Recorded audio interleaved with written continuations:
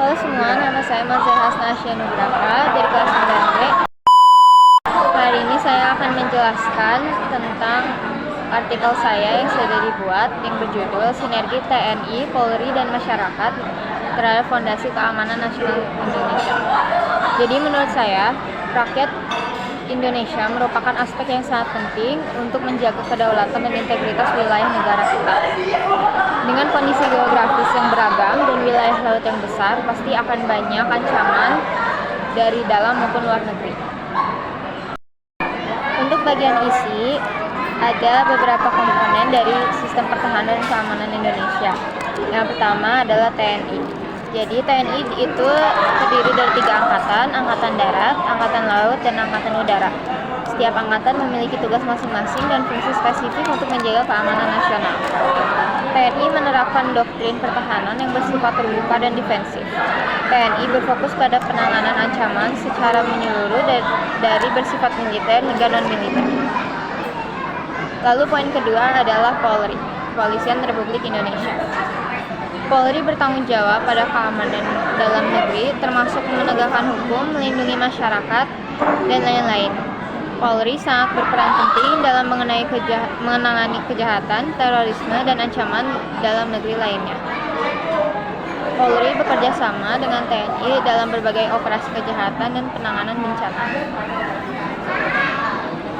Lalu yang ketiga adalah keamanan siber. Dengan perkembangan teknologi dan informasi, ancaman dari dunia maya atau cyber sangat besar dan kompleks. Untungnya, di Indonesia telah membentuk Badan Siber dan Sandi Negara atau BSSN untuk melindungi infrastruktur vital dari serangan cyber. Kesadaran akan keamanan cyber juga ditingkatkan di kalangan masyarakat dan instansi pemerintah. Lalu yang keempat, yang menurut saya paling penting adalah pemerintah sipil dan masyarakat. Sistem pertahanan dan keamanan akan efektif jika melibatkan partisipasi dari masyarakat. Ada program seperti Sishankamrata, Sistem Pertahanan dan Keamanan Rakyat Semesta, mengajak masyarakat untuk bisa berperan dalam menjaga keamanan melalui pendidikan, pelatihan, dan juga partisipasi dalam kegiatan sosial. Kemudian ada tantangan dan ancaman. Sistem pertahanan dan keamanan Indonesia dihadapkan dengan berbagai tantangan dan ancaman yang termasuk beberapanya adalah ancaman terorisme. Terorisme tidak hanya menimbulkan kerugian secara materi, namun terorisme juga menimbulkan rasa takut dari masyarakat.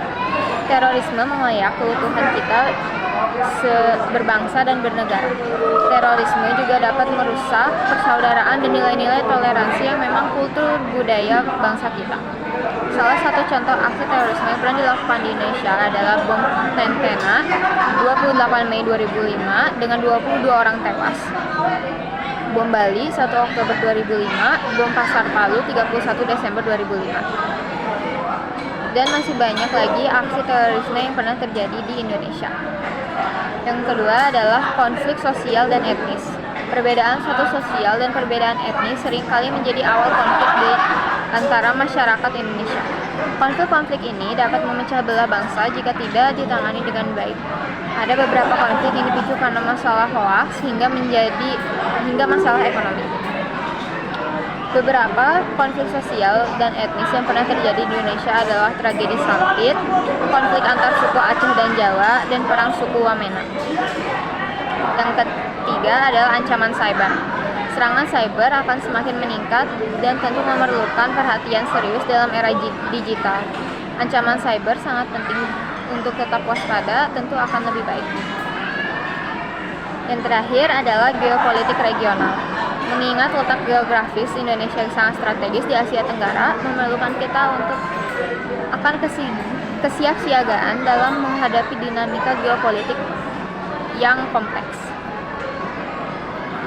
Yang terakhir adalah kesimpulan yang sudah saya simpulkan dari artikel saya. Pertahanan dan keamanan merupakan tanggung jawab dari kita semua. Semua orang akan memiliki peran masing-masing dalam pertahanan dan keamanan di Indonesia. Tidak hanya TNI dan Polri yang berperan, tapi kebijakan dari masyarakat juga diperlukan. Keamanan kita di sosial media juga sangat penting untuk diperhatikan, mengingat era digital yang terus-menerus meningkat. Sebagai siswa, hal yang bisa kita lakukan untuk pertahanan dan keamanan di Indonesia adalah belajar dengan giat agar suatu saat nanti kita dapat membawa nama harum Indonesia secara internasional. Sekian dari saya, terima kasih.